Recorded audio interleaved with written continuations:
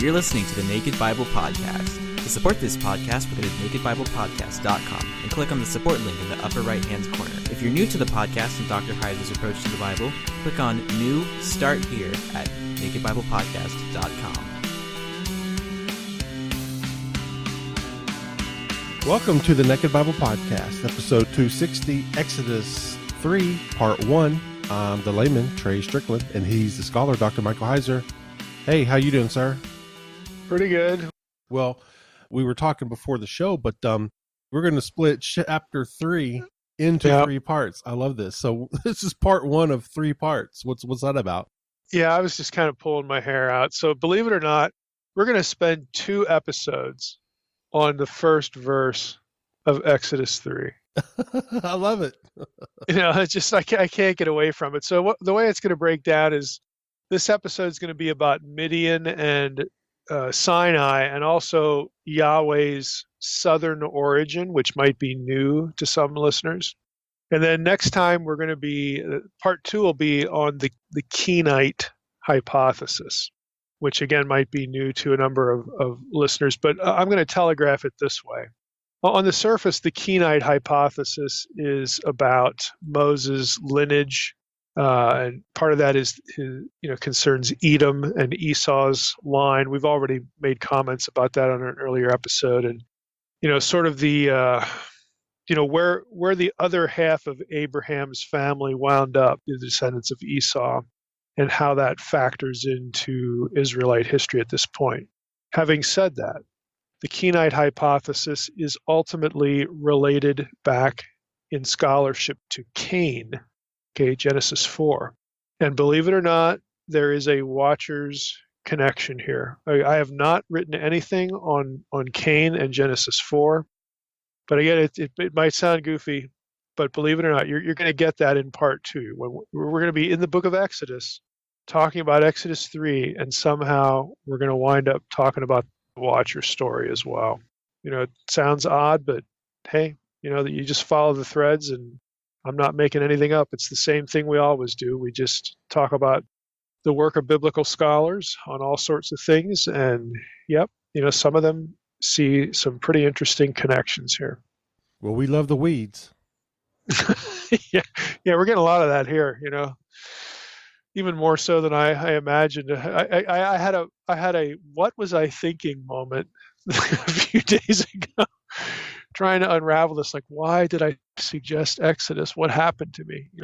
I can usually see, where something's going to just evolve into too much work, and I must have just blanked out. But well, this is your wheelhouse. This is exactly what we expected. 3 parts on on chapter 3 there alone. I mean, that's exactly, we've got 2 parts in chapter 2.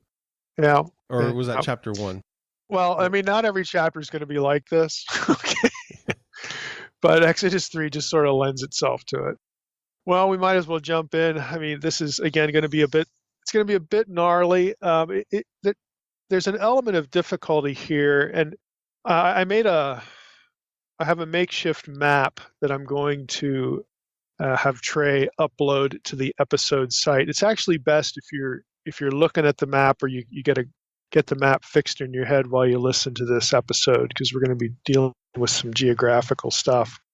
So there's a visual component here again, and visual stuff doesn't normally translate well to audio podcasts, but again, we're just going to make a good faith effort and put a map up there so that you can reference it. But we're going to get into some things that it's just essential, unless you sort of have a really good sort of orientation to the geography of Canaan and the Transjordan, and of course the Sinai Peninsula and the Arabian Peninsula. If you know that already, well then you're good. But most listeners will not, and they'll need to look at a map. So let's, for the sake of the episode, just rehearse Exodus 3:1, if it's not already fixed in our minds, because we've traversed through here a bit before. Now Moses was keeping the flock of his father-in-law, Jethro, the priest of Midian, and he led his flock to the west side of the wilderness and came to Horeb, the mountain of God. Now, some preliminaries here. We've already brought up, and now we're going to drill down into the relationship between Sinai and Horeb. The mountain here is called Horeb in Exodus 3:1. Elsewhere it's called Sinai. Most of the time it's called Sinai. And also the relationship between Sinai and Horeb and Midian, okay, the place known as Midian. Secondly, we are going to need to deal with the relationship of all that, Sinai, Horeb, and Midian, with quote unquote Yahweh's march from the south traditions in the Hebrew Bible. Now, this is going to be unfamiliar to a number of listeners, but it's just sort of, it's all over the place. I mean, you can't discuss Exodus 3 and really Exodus 6 without getting into this material. So this is why we're doing it specifically, and we'll look at all these passages that are relevant. Yahweh is said in the Hebrew Bible in a number of places to have come to his land or come to his temple from the south. And the passages explicitly define the south with geographical terms like Paran, Teman, Seir, and Edom.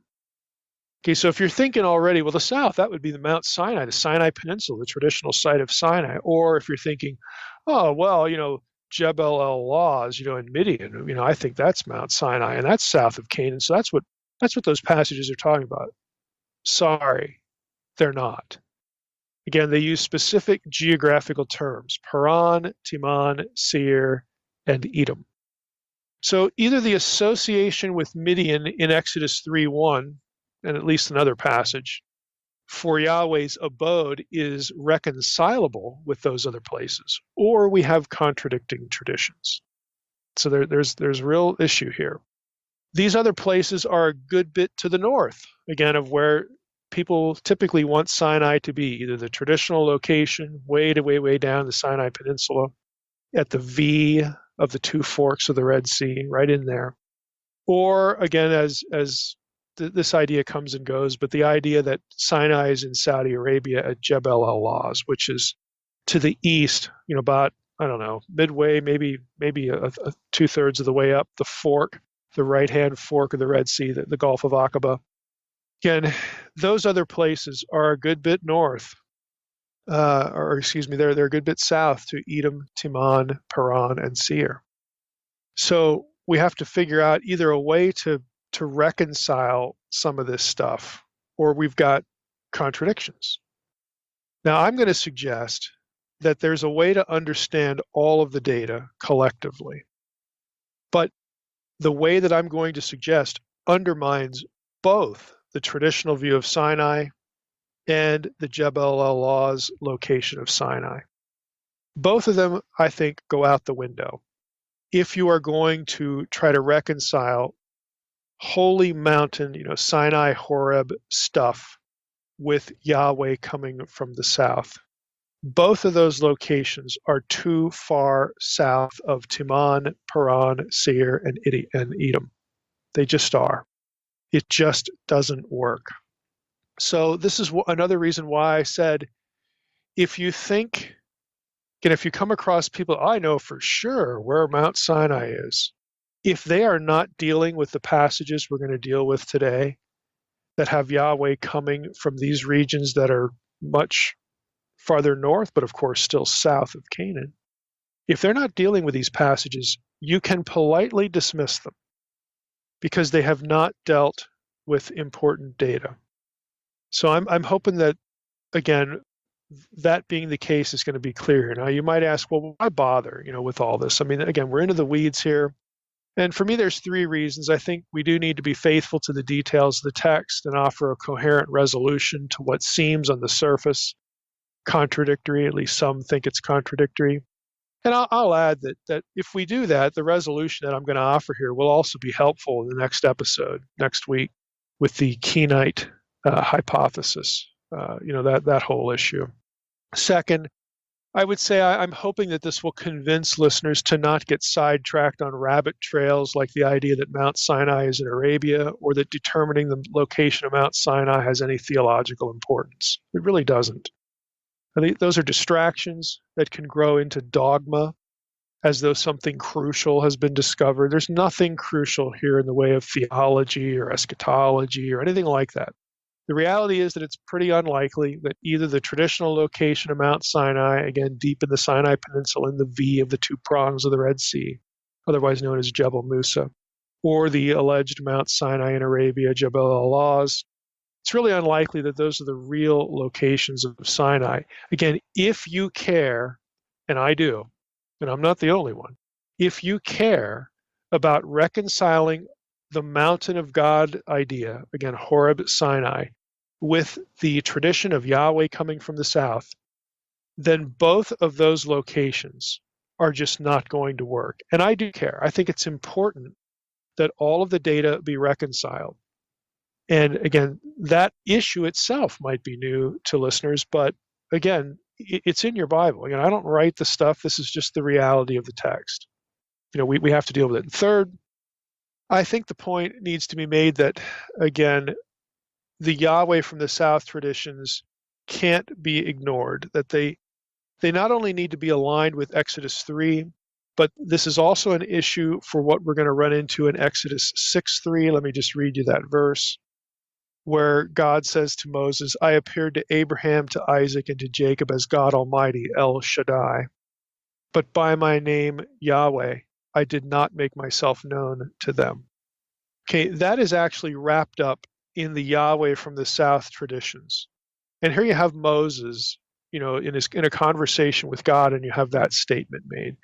Critics have acted like the revelation of the divine name in Exodus 3 and that statement in Exodus 6:3 justify some sort of notion that there are separate, and this is a key word, utterly distinct origins for Yahweh worship. They act the same way with respect to Yahweh traditions from the south, Edom, Seir, Teman, Paran, and the descendants of Jacob in Egypt. The Bible presents us, I think, with a coherent picture, not one that should shock us into thinking Yahweh religion, again, another key term, originated somewhere other than with the Israelites in Egypt. The Bible's picture is that the deity is the same, but the names are different, and that the name revealed to Moses was already in use by an Abrahamic people, i.e. the descendants of Esau, doesn't undermine anything in biblical theology. I mean, that would be expected. The Old Testament pictures that Abraham's descendants went separate ways. The line of Jacob went one way, the line of Esau went another, because of the whole birthright issue. It's quite logical that both lines knew the God of their father Isaac and their grandfather Abraham and continued to worship him. The real issues are how Yahweh name use is known in Edomite or Esau territory, but seems to be new in terms of Moses in Exodus 3 and in Exodus 6:3. Now, we'll get into that in more detail in later episodes. We'll touch on it here. A short version, it's not impossible that the name Yahweh was known by Semites in Egypt long before Moses, who took it to the Edomite regions. I mean, there is a textual argument to be made, specifically in Egyptian texts, that the name Yahweh was known among Semites in the Sinai region, like in mines, mining contexts and whatnot. And, it's conceivable that some Semites knew the name Yahweh there and took it up north into Edom, Seir, Paran area. I mean, that's not impossible. I mean, the name does show up, in Egyptian material associated with, this region. So, Exodus 3 doesn't undermine that. You might say, well, Exodus 3 might undermine it. It sounds like Moses didn't know the name. Well, let's not forget where Moses was raised. He was raised in Pharaoh's household right after being weaned. Yes, he knew who he was ethnically. He knew he was a Hebrew. But it's quite possible he didn't know the name Yahweh. Why would Pharaoh's household, why would the people there be teaching him about that? He's not trained by his mother.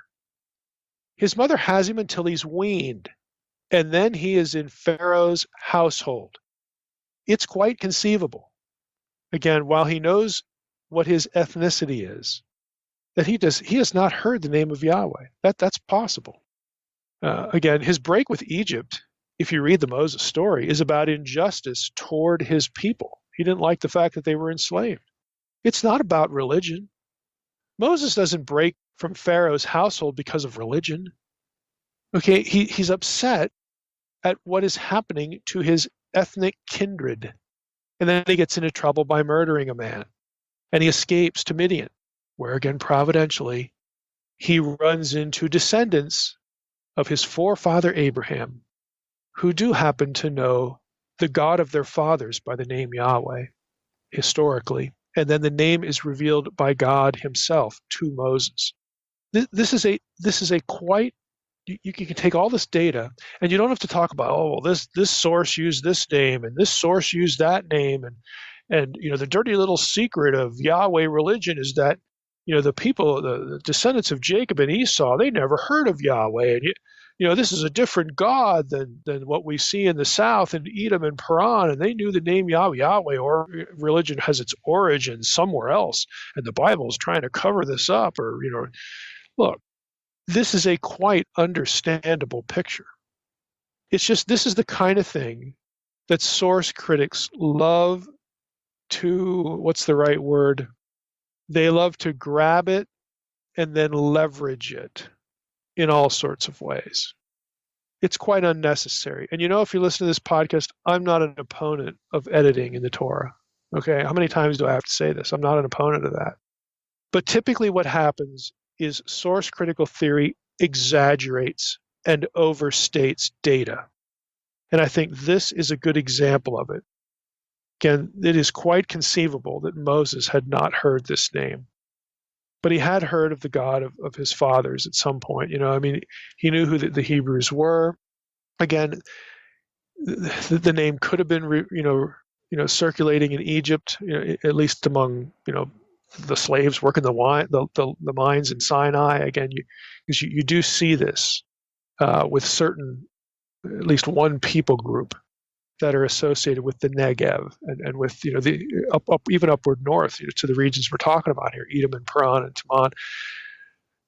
Again, they're still part of the line of Abraham, and they have this name, and maybe Moses doesn't.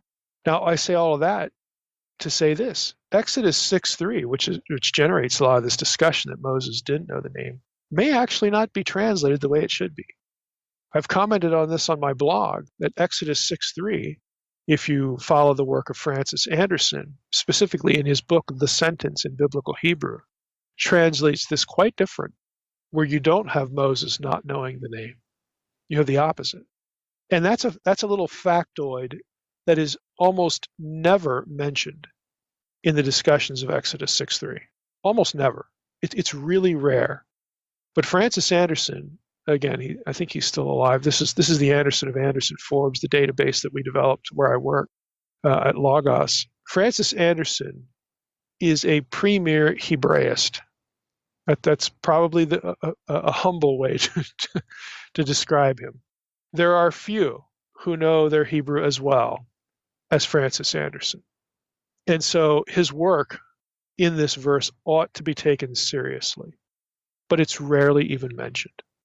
Because again, people, writers, scholars want to leverage an idea, source criticism, alternate hypothesis for Israelite religion, whatever the case may be. That's just the way it is. So all of this is preliminary. I mean, we're going to get into the weeds again here in Exodus 3, but I'm telegraphing some of the things that we're going to run into, and some of what we'll do in this episode will actually, again, factor into some of that discussion. But for the sake of our episode at this point, I think it's really important that the Yahweh of the South traditions be reconciled, be understood alongside of passages like Exodus 3 and the Horeb and the Sinai traditions. I think they need to be understood together, and they can be. But if you do that, you really can't have Mount Sinai being in the southern Sinai Peninsula at the traditional location.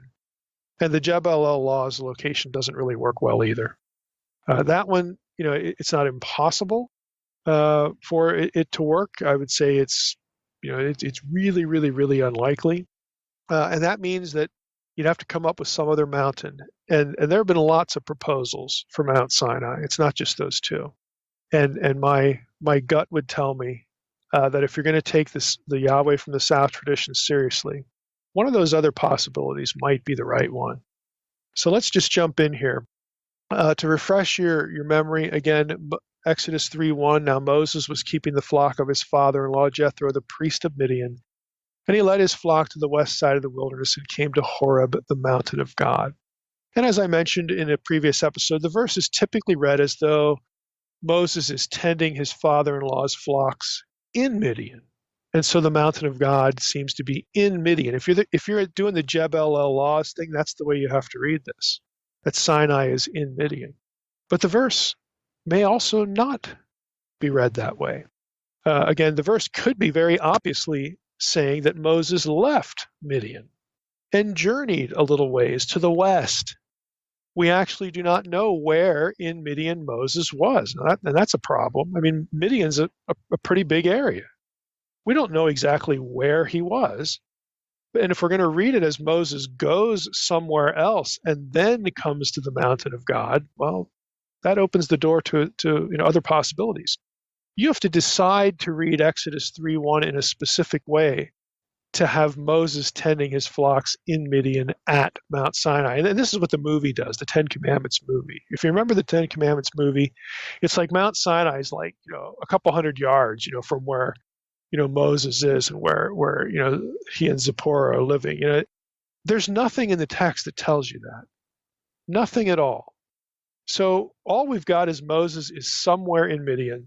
The text is clear that he leads the flocks, quote, to the west side of the wilderness and came to Horeb. He has to go, so he has to make a journey to get to the mountain of God. That's what it says.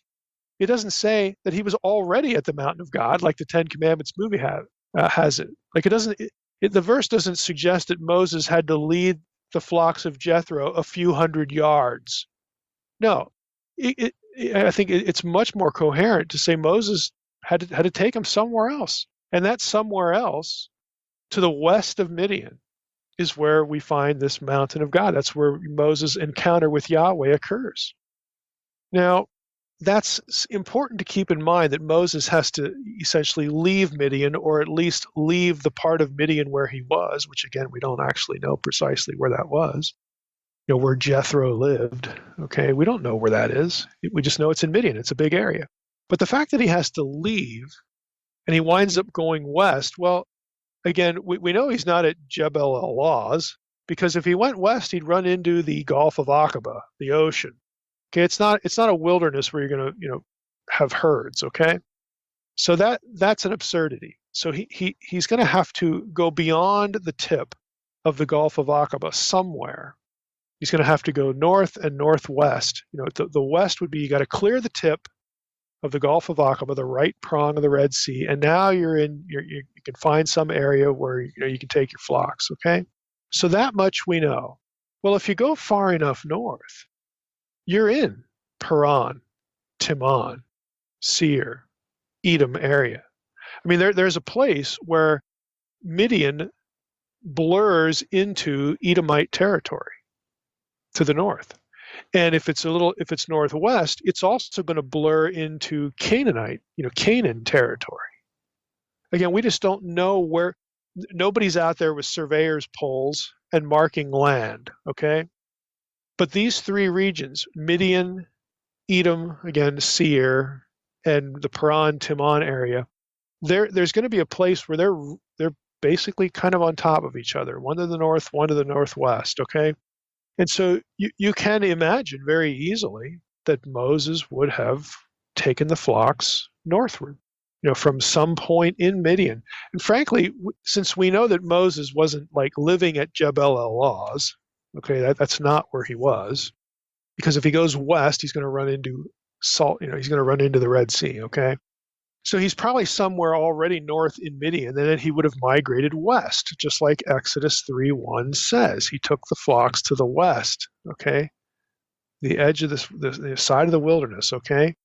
West side of the wilderness, So he's already going to be up there, and the move west, again, could take him into where these other areas converge. Again, we have to use our imagination here, because we aren't given latitude and longitude in Exodus 3 or anywhere else. We're given approximations. But again, my concern is that we take the material of Exodus 3 and passages like it, and then the Yahweh from the South traditions, we need to understand them collectively. That's important, for consistency. Now let's refresh our memory a little bit as to what Midian was. So Moses is somewhere in Midian. Again, the place of encounter is associated with Paran, Teman, Seir, and Edom. So we have, I think I read this last time or previous episode from Sinai in his Exodus commentary. The Midianites ranged over a wide area of the Near East, stretching from the eastern shore of the Gulf of Aqaba up through the Syro-Arabian desert and into the borders of the land of Israel, west and northwest of Eilat. Now, Eilat is right at the tip of the Gulf of Aqaba, the right prong of the Red Sea. And so Midian is sort of all of that. And again, that helps orient us. If you need the map, please look at it. Now, how would we start to kind of pull all this stuff together? You don't know what the Yahweh from the South passages are because I haven't read them. I'm going to do that now, but just be thinking about Midian. Thinking about the map or looking at the map, you've got the Red Sea, the two prongs. The right-hand prong is the Gulf of Aqaba. The tip of that is Eilat. Midian is going to be to the east of that and also, again, to the north of that, the west and the northwest of Eilat. So right when you clear the tip, again, Moses is somewhere in there. Midian's going to encompass a good part of what we call today the Arabian Peninsula, where Saudi Arabia is. And he's going to be somewhere in there, and he's going to move to the west, to the west of the wilderness, all right? So he's moving, either west or northwest. Okay, we don't know. We don't have latitude and longitude. But that's going to move him into the areas where Midian touches, overlaps with, the borders are fuzzy with these southern places, Paran, Teman, Seir, Edom. Now let me read you a few passages. Deuteronomy 33:1 says, "This is the blessing with which Moses, the man of God, blessed the people of Israel before his death. He said, the Lord, Yahweh, it's the divine name, came from Sinai and dawned from Seir, S-E-I-R, upon us." Let me repeat that. The Lord came from Sinai and dawned from Seir upon us. He shone forth from Mount Paran. Oh boy. Not only do you have Sinai linked to Seir, which is, again, this Edomite region south of Canaan, but we have Mount Paran as the place that Yahweh came forth from. Well, I thought it was Sinai. Oh, I thought it was Horeb. Well, the answer very well may be, yep. All of those terms could apply to the same place. They could. Now, critics, of course, want to split them all out, as though they must be different places. They don't have to be different places. I mean, in theory, they could be. Then you'd have different conflicting traditions. Again, this is where they want you to go. But they don't have to be, is the point. They don't have to be. Again, Mount Paran, if you read this verse, would be the same as Mount Sinai, which would be Horeb. So, but where is that? Well, I don't know. Neither does anybody else, is the point. Again, you can't reconcile the traditional location of Sinai with Deuteronomy 33:1 and 2. Because the passage reads, again, pretty transparently, that Sinai is associated with Seir and Mount Paran. These regions are south of Canaan. So these are part of a matrix of passages, matrix of ideas, really, in biblical scholarship that scholars call the Yahweh from the South traditions. Okay, and Midian, sorry, but Jebel al-Lawz is not in Seir, and it's not in Paran. It just isn't. Let's go to Habakkuk 3. God came from Teman. This is verse 3, Habakkuk 3:3. I'm going to read 3 through 7. God came from Teman, and the Holy One from Mount Paran. There it is again, just like it was in Deuteronomy 33, verse 2. His splendor covered the heavens, and the earth was full of his praise. His brightness was like the light. Rays flashed from his hand. By the way, that language, some of that is reminiscent of Deuteronomy 33. Okay. There he veiled his power. Before him went pestilence, and plague followed at his heels. He stood and measured the earth. He looked and shook the nations. Then the eternal mountains were scattered, the everlasting hills sank low. His were the everlasting ways. Here's verse 7. I saw the tents of Cushan in affliction. The curtains of the land of Midian did tremble. So now this brings Midian into the picture, also with Teman and Paran. And there's only one way you can do that, again, to have this, whatever's happening here and whatever peak this is, that it's in some area that it could be perceived as Midian and Seir, and we're going to get Edom. Again, these places converge or overlap. And again, when I say that, you can't be thinking of like maps of countries today where there are strictly defined borders. You just don't have that. Again, these are regions that don't have that level of precision as to their border lines. There's a fuzziness to all this. Okay? And the passage, Habakkuk 3, associates Mount Paran, which Deuteronomy 33, 1 and 2 link to Sinai and Seir.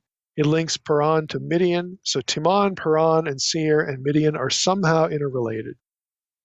Now this is possible, again, if by Midian we mean that northernmost, northwesternmost parameters, where it borders Edom to the north and southern Canaan to the west.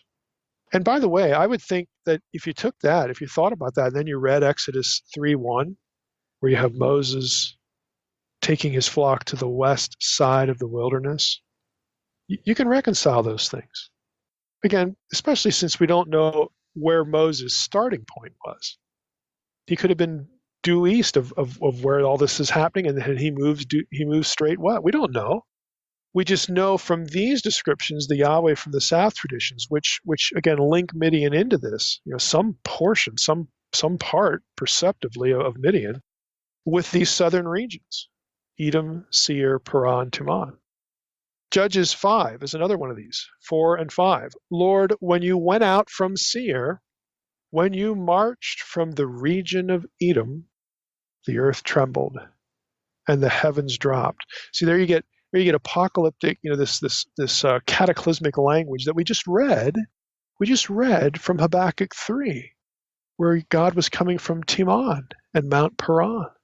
But now we get Seir and Edom. The earth trembled, the heavens dropped, the clouds dropped water, the mountains quaked before the Lord, even Sinai before the Lord, the God of Israel. That's Judges 5, 4, and 5. Now this passage juxtaposes Seir and Edom and once again makes Sinai part of the picture. Verse 4's association of Seir and Edom, of course, makes sense because Seir, according to the Archaeological Encyclopedia of the Holy Land, was the name of a mountainous region southeast of the Dead Sea. Again, if you're looking at the map, you're going to see that. It was formerly inhabited by Horites, Genesis 14:6, and boy, isn't that interesting. And we can't really get into the people groups here or in the next few weeks either. Formerly inhabited by the Horites where Esau lived later. Esau lived later. Okay, I can't resist it. Go back and read Deuteronomy 2 and 3. Okay, get that spasm out of the way. Where Esau lived later. Again, this area identified with Edom in Genesis 36:8 and following. So how are we to deal with the data? And we got 3 passages here.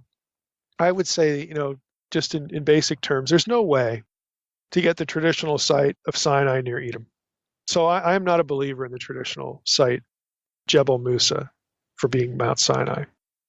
I also don't think there's a way to get Jebel al-Lawz into Edom or near Edom, because it isn't. It's farther down, adjacent to the Gulf of Aqaba, in sort of, in that portion of Midian.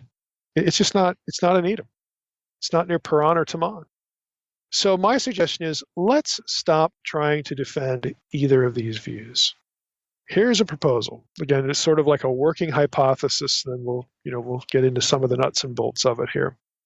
I would say that maybe this is what happened. Again, this is a working hypothesis. It's a work in process as well.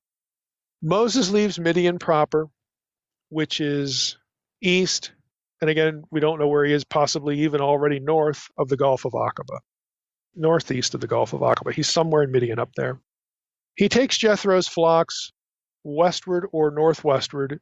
He's going to be clear the tip of the Gulf of Aqaba where Eilat is located.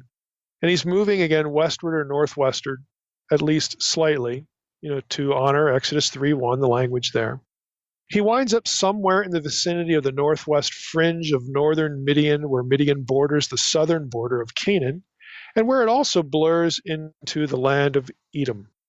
Again, look at the map. It is somewhere in this location, somewhere in this region, where all these things are possible, all these things are in play, that Moses encounters Yahweh on a mountain, variously called Sinai or Horeb.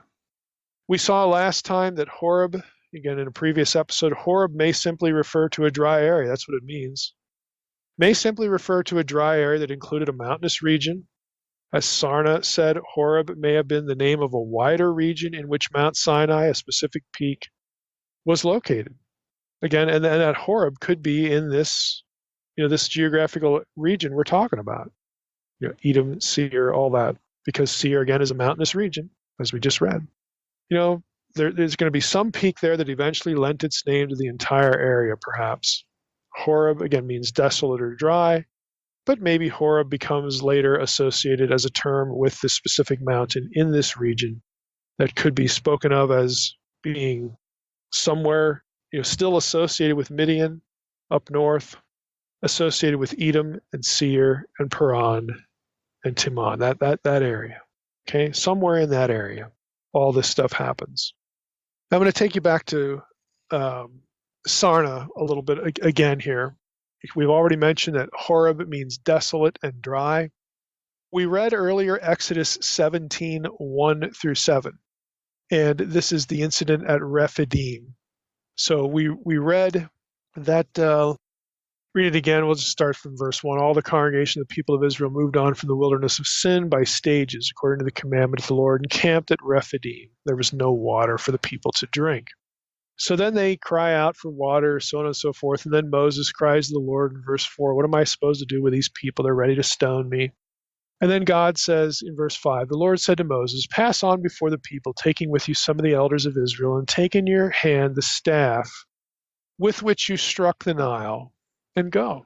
Behold, I will stand before you there on the rock at Horeb, and you shall strike the rock, and water shall come out of it, and the people will drink.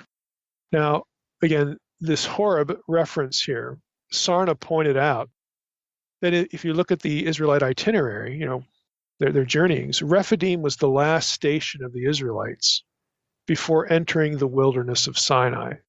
So this place where they're at, Rephidim, which has this rock at Horeb, is not Sinai. It's the last station of the Israelites before entering the wilderness of Sinai.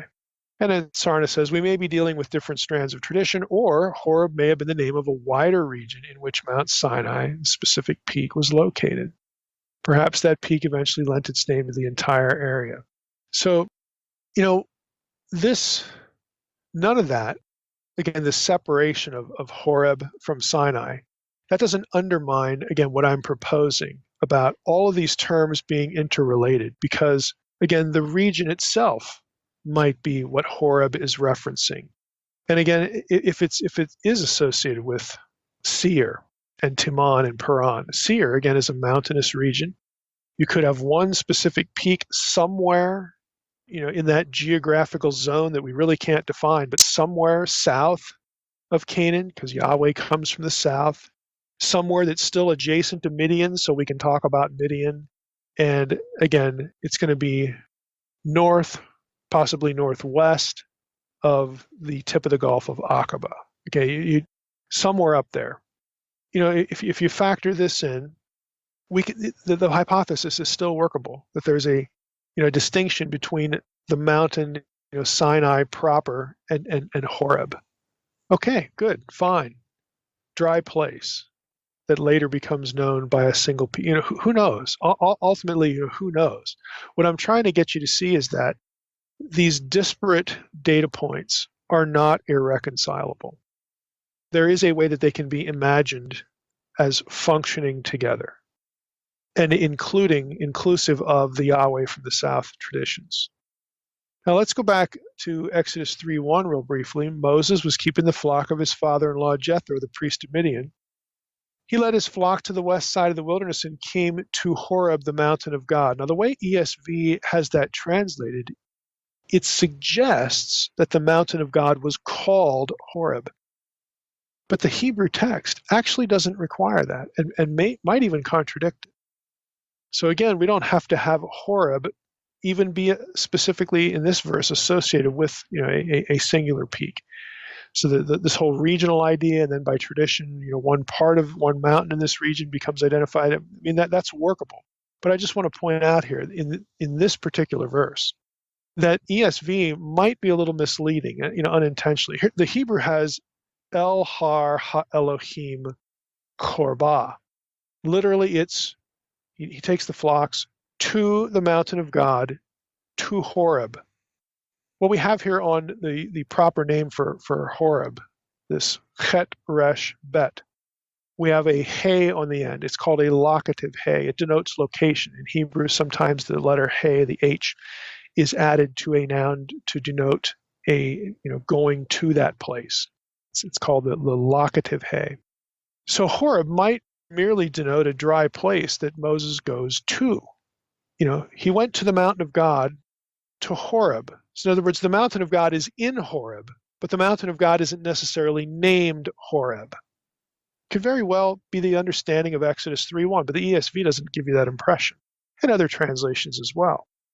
Again, consequently, why am I bringing it up? Because it's another factor here that if Moses left Midian and traveled to the mountain of God in or at this region, this place called Horeb, which was in a wilderness area, or at least adjacent to one, that doesn't seem incompatible at all with Exodus 17:1-7, where Horeb, dry area, and Sinai, the mountain, are not synonymous either. So they don't have to be synonymous in Exodus 3:1, and they don't have to be synonymous in Exodus 17. Again, these things are compatible, is the point. Now, there are other data that can be factored into this as well. And in the next two episodes, we'll hit more of that, especially when we hit the Kenite issue and the revelation of the divine name. But I want to, we're going to, again, say more about what I'm going to jump into now in those episodes, but I want to sort of get into it a little bit here. And that is with respect to Yahweh traditions, the name Yahweh in other places. Now I'm going to read from DDD. This is the entry on Yahweh, where the author is Vandertoorn says, there are two Egyptian texts that mention Yahweh. In these texts from the 14th and 13th centuries BCE is what he uses. And by the way, that, again, the 13th century would be the late date century. These two texts are going to still be too late for the early date of the Exodus. There are two Egyptian texts that mention Yahweh that date from the 14th and 13th centuries BCE. Yahweh is neither connected with the Israelites, again in these texts, nor is his cult located in Palestine, i.e. Canaan. The texts speak about, quote, Yahu in the land of the Shasu Bedouins, unquote. The Egyptian is Ta Shasu Yahuwah. So the one text is from the reign of Amenophis III, which is the first part of the 14th century BC, and the other one is from the reign of Ramses II, 13th century BCE. Again, that's the late date pharaoh, late date option anyway. In the Ramses II list, the name occurs in a context which also mentions, believe it or not, Seir. Oh, boy.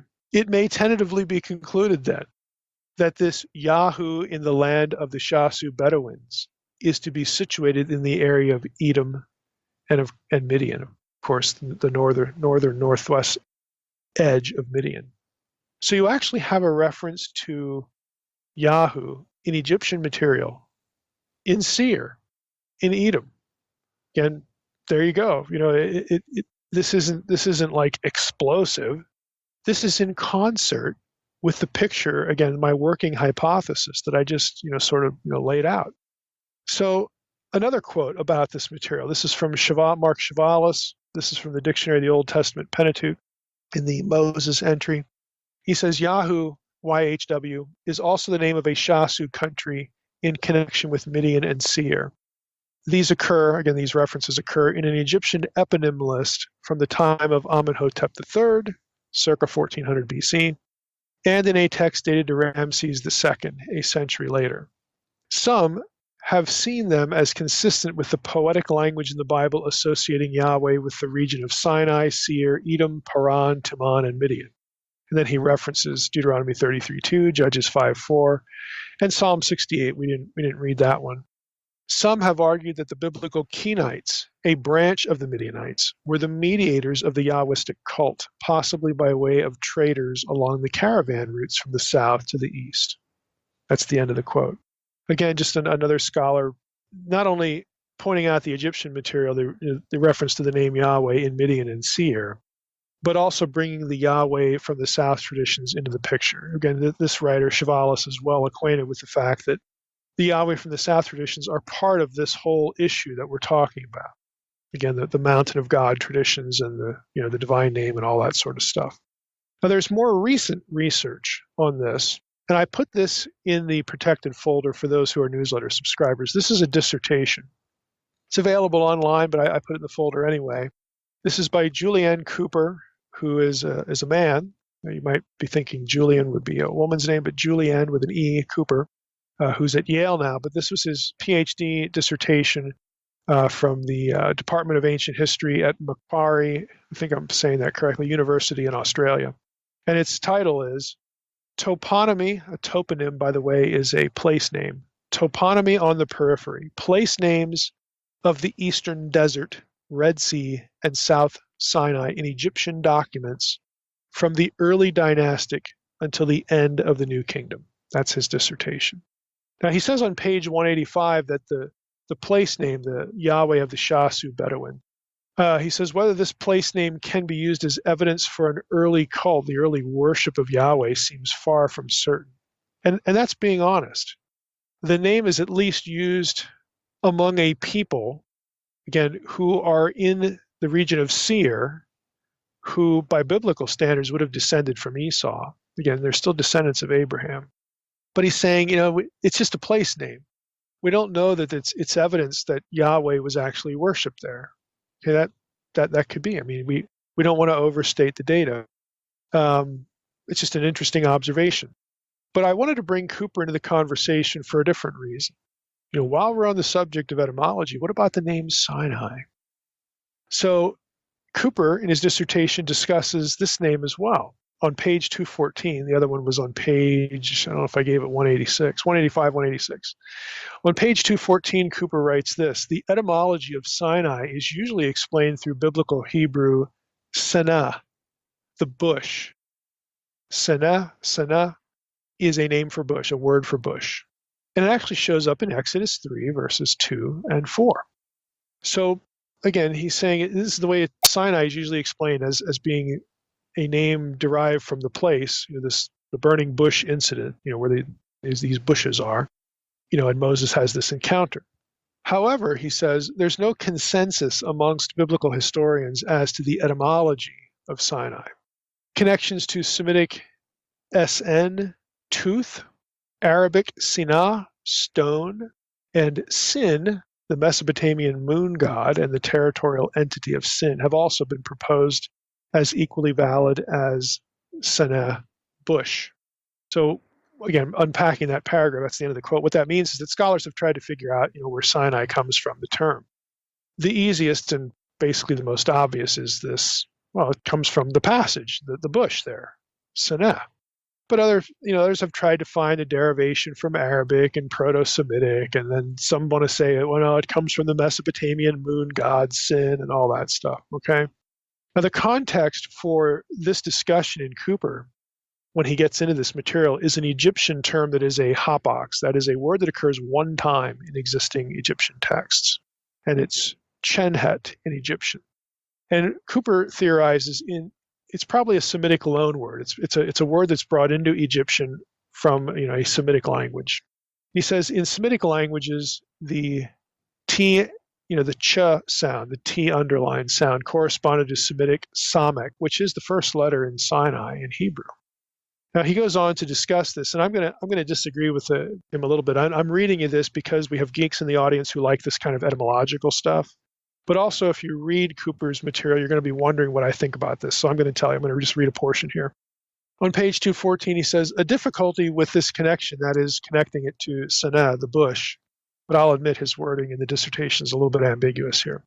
I'm going to assume he's talking about the bush. He says, a difficulty with this connection is accounting for the final T in the Egyptian term chenhet, which must be a suffix, possibly a feminine marker. And typically in Egyptian, the T at the end of a noun is the marker for a feminine singular noun. And my comment to this is, why is that difficult? Sena is grammatically feminine and would have a T ending in the construct form anyway. So what's the deal? It's still the same grammatical gender. He continues, with what he's saying. In ancient Levantine toponymy, again, place names in the Levant, the Fertile Crescent area, or Syria, Palestine, the suffix T is witnessed in toponyms, place names, but its exact morphological role is not apparent. Rainey suggests it may be a nominal or adjectival marker. Wherever Chenhet was, it was a large area comprised of multiple chasut. Now, some of you who are paying real attention to the podcast know what that term is. The Hekha chasut, the rulers from foreign lands. Again, this is what the Hyksos, where the term Hyksos comes from. They were Semites. So lo and behold, we have Chenhet being a large area where there's lots of Semites there. The only text where it occurs, again, Chenhet, the Egyptian term, mentions it in the context of, he has a personal name there, which doesn't concern us right now. And it would seem to be in the environs of South Sinai or contiguous with Sinai. Now, this is me now. He's opining that on the basis of this personal name that he references, because the personal name he references happens to be from a text that talks about a mine in Sinai. So he's connecting these two things that don't necessarily be connected. If you have a large region where you've got Semites living, and again, what's known as Sinai could extend on the basis of other texts way, way, way, way up north in the Negev, all the way up to to southern Canaan, then this is a conclusion. It's a non sequitur, actually. It's a conclusion that doesn't really follow the data. But he's making these comments based on this parallel with this one Egyptian text with this proper name on it that happens to be located in the southern Sinai. Now he writes, an equivalence with the biblical Sinai is tempting on these grounds, but the caveat here is there's about 1,000 years separating this toponym, this place named Chenhet, from the Sinai in the oldest biblical traditions, which he has here in 1000 BC. Again, my comment here. Are we really to believe that no Semites used the term Sinai, before the Hebrew Bible was written? Like, really? The term shows up in Egyptian texts from or near mines in the Sinai Peninsula, mines which we know were worked by Semites. I mean, this is going to be part of the Semitic vocabulary before you get the Hebrew Bible written. So why it matters that the Egyptian text is older, than the biblical text, I don't see why that matters at all. Again, there's a difference between a spoken language and a written language. Okay, the spoken language is going to exist before it gets codified in writing. So again, this is another conclusion that just doesn't follow in his dissertation. But since the chances are some of you are going to read this, I just thought I'd throw that in so you know what I thought. Now, my point here is that if you go out onto the internet, when we're talking about the name Sinai, if you go out on the internet, you have people writing about how Sinai was really a holy mountain to the moon god Sin. You're going to see that everywhere on the internet.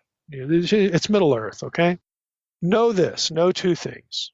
One, that idea isn't new. Okay, there are scholars of the Pan-Babylonian era especially that propose this. And number two, there are quite coherent alternatives. So you're going to you're going to have people you run into that read this stuff, and they're going to think they've stumbled onto something, like this deep dark secret of the Bible that your Christianity's tried to shield you from, and all this nonsense. Okay, you can find this in sort of antiquarian scholarship, and they'll use again that material again from the 19th century, early 20th century. But the reality is that there are quite coherent alternatives that have nothing to do with the moon god Sin, as far as the name Sinai. So let's just point that out, and that's another freebie, just kind of prepping you with that. Another thing that I've put in the folder is an article by G.I. Davies, and it is entitled The Significance of Deuteronomy 1:2 for the Location of Mount Horeb. Now, Deuteronomy 1:2 says this. Well, let's go back to verse 1. These are the words that Moses spoke to all Israel beyond the Jordan in the wilderness, in the Arabah opposite Suf, between Paran and Tophel, Lavan, Hazeroth, and Dizahav. It is 11 days' journey from Horeb by the way of Mount Seir to Kadesh Barnea. That's the verse that matters here. It is 11 days' journey from Horeb by the way of Mount Seir to Kadesh Barnea. Now, Davies' article I have put into the protected folder again. Some of you might want to read it. It's important because it's one that raises important issues for thought, but I find it personally unpersuasive for a couple of reasons. And in case you read it, I want you to know what those reasons are, and you'll probably be able to figure these out on your own anyway. But the first one is that, let me just cut to the chase. Davies goes through all this data about determining, where you can go for how far you can get in 11 days, from this point or that point. And he uses this to argue that the best location of Mount Sinai is the traditional site, because on average it would take and he has a number of standards for this. Like he looks at old travel records, he looks at ancient records, he looks at modern caravan records, and archaeologists going from one point to the next. Basically, you can travel about 20 miles a day or something like that. 2022. And he says, well, 11 days, that's going to put you, up at Kadesh Barnea, and that's like 11 days from the traditional site of Mount Sinai. So that's the best, candidate for location. The other ones are too close for the 11 days. All right, so that's just in a nutshell. I disagree with that, and I'll tell you why. But the article's still important because of the things it makes you think about. So a couple of reasons I think that this is a little wrong-headed is that it doesn't work really with the geography of the Yahweh from the South traditions. And those are important. You have to factor them in, and he doesn't, okay? His calculations of how many miles can be traveled in a day all of them, you can read the article, they all assume that the travelers are adult males, either soldiers or civilians. They don't assume large numbers of women and children and larger than normal herds. Now, I will grant, and when we get to this part of Exodus, I'll explain why. I will grant that the Israelites may not have been in the millions. I don't think they were. But the nation was considerably larger than your normal caravan that Davies is doing his calculations by. His calculations do not conform to the conditions described in the Exodus itinerary. Again, I still think the point of Deuteronomy 1:2 is that it took the Israelites 11 days to go from one point to the next. Not that the 11 days allows for some calculation of mileage. I think it's a report. It took us 11 days, moving tens of thousands of people, and at a minimum, with at least half of those tens of thousands of people being women and children, along with the flocks, simply cannot be calculated by normal caravan travel, and that's what Davies is doing.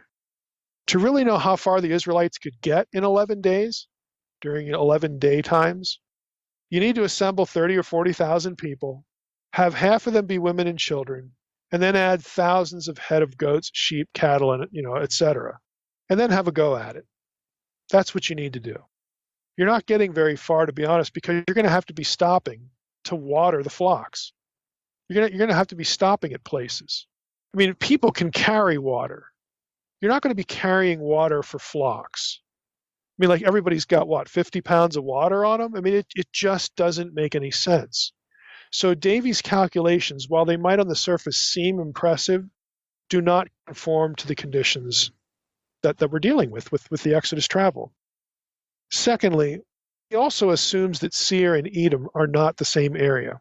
He's aware of some of these verses, obviously, in the article, but then he'll gravitate to places where Seir is like a different place or a neutral term that doesn't overlap with Edom, and then he'll say, see, we got to keep them separate. And then he'll talk about the ones where they're obviously together, like the March from the South passages we read. then he'll say something like that they were put together, because of sources. I mean, he does the source critical tango to divorce Seir and Edom from the equation that he uses. Okay, I just don't think it's a legitimate method. Frankly, I don't think Deuteronomy 1:2 really helps us at all. I don't think it helps resolve anything, and it doesn't really help. I think that the whole point is that it took us 11 days from Horeb by the way of Mount Seir, okay, to get to Kadesh Barnea. Again, it's not like you can make a coherent calculation from that, because we just don't have the parameters to do that. So I wanted to mention that just in case some of you read that. So we're here at the end of our episode, and we're going to come back to some of these things later when we get to the Sinai scenes of Exodus. But I wanted to, again, say some things about, especially in this episode, the need for honoring both Exodus 3 and Exodus 17 and the march from the south traditions. We need to not blunt or ignore or dismiss or dichotomize, one set of data from other points of data. These things need to be and can be understood together. And again, if you care to do that, and I do, and again, hopefully you understand why at this point, because those passages about the march from the south they are explicitly connected to Sinai and Midian, Exodus 3. I mean, they just are. So we have to take these things in tandem to sort of frame a picture of what's going on in Exodus 3:1 and in these other passages, where Moses is at. And I'm going to tell you right now, if you care to do that, you either have to do what Davies does and just say, "Oh, these don't matter. They're later, or they're the result of some editorial snafu or whatever. We're not going to count them." You basically either cheat, or you try to, again, honor all of the data. And if you do that, I don't see how the traditional location of Mount Sinai can work. And I also don't see how Jebel al-Lawz works. I think we're dealing with a different location that, frankly, my answer is we don't know. We don't know where Mount Sinai, which mountain it was. We just don't know. And at this point, Jebel al-Lawz, there's like burnt tops of the mountain, and there's evidence for volcanic activity. So what? Why do we think we need a volcanic mountain? See, people assume that because they want a natural explanation to the fire of God's presence on Sinai. Frankly, if you're a theist, you don't need a natural explanation for the presence of Yahweh on a mountain. You don't. But somehow, this naturalistic explanation is adopted by defenders of Jebel al-Lawz when they would reject it for the plagues or some other miracle or something like that. It's just at this point, it helps them make the argument for the location that they want. And what I'm here to say is I believe that's inconsistent and frankly unnecessary. And well, what about those pictographs of cattle? They like when the Israelites, when Moses was up on the mountain, they made a golden calf, and boy, we've got pictures of calves, at Jebel al-Lawz, and supposedly other sacred. I mean, I've seen the pictures. I don't really see some of what I'm told I'm seeing. And again, I'm aware of all these, but have those pictographs been dated? There are experts. God forbid I would be one of them. Thank the Lord I'm not. But there are people who spend their entire lives studying rock art in Saudi Arabia, and of course other places in the world. And there are ways to date these things. So my first question is always, well, those pictographs that you say are proof of the the events of the Exodus, and this is Mount Sinai. Where's the dating analysis of them? I can tell you right now at Jebel al-Lawz, again in the promotion of this, and I used to like this theory until I realized until I saw the problems that were associated with it. As I went on, for a long time I've not believed in the traditional site, and I liked the Jebel al-Lawz site for years. But then when you really drill down into it, especially the Yahweh from the South traditions and a few other things we'll talk about when we get to these other episodes on Exodus 3, it has serious problems. Even Paul's reference in Galatians 4 to Mount Sinai in Arabia. I hate to just, again, pour water on this, but there's a text critical issue there. It may not even be in the original text. Okay, I mean, there are just things like this that when you drill down, you realize how uncertain they are. And Arabia, again, is a vastly elastic term anyway in the first century period, Greco-Roman, understanding. There's just so many things that can go wrong. So many things that are assumed and not proven. And the pictographs is just another in a long list of these things. Where's the date for them? Can we date those things? Did you even check? And please don't bring in, Ron Wyatt at this point about the Egyptian chariot wheels, near, this or that crossing and whatnot. And frankly, you can still have, a Nuweiba crossing or whatever, some other kind of crossing. That really isn't the issue, because the Israelites could have kept going, into the area where, we're looking at. They could have crossed something at the tip of Aqaba. I mean, who cares, But if you're depending on Ron Wyatt data, you're just not wise. Okay, his stuff has never been tested. It's never been pulled out for testing. We have shapes of things that may or may not be Egyptian chariot wheels. And I also hope you realize that Egyptian chariot wheels, the design of them differed in different eras. Okay, and there ought to be hundreds of them, not just 2 or 3. And they're probably not chariot wheels to begin with, but again, I digress. Again, if you really want to prove it, pull one out and have it dated, have it tested, have it analyzed. But Wyatt and others just simply don't do this stuff. Or they'll claim to have found something that's now disappeared. The dog ate my, inscription. The dog ate this, the dog ate that. The Saudis took it, the Saudis stole it. Well, that's convenient.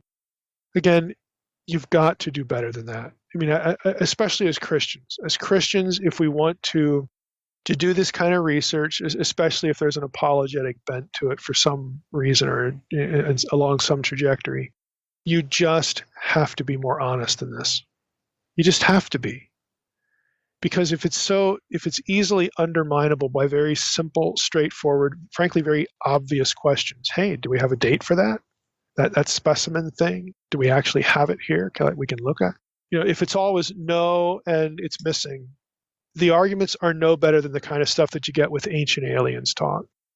Now that might sound harsh, but honestly, that's where it's at. I meet people all the time, through email mostly, that will show me things where people belittle faith in Christianity because of poor scholarship and the poor reasoning that Christians do in areas like this. And yeah, I'll grant you that the atheists, they do a lot of poor reasoning too. They have a lot of poor scholarship too. But my point is that we shouldn't.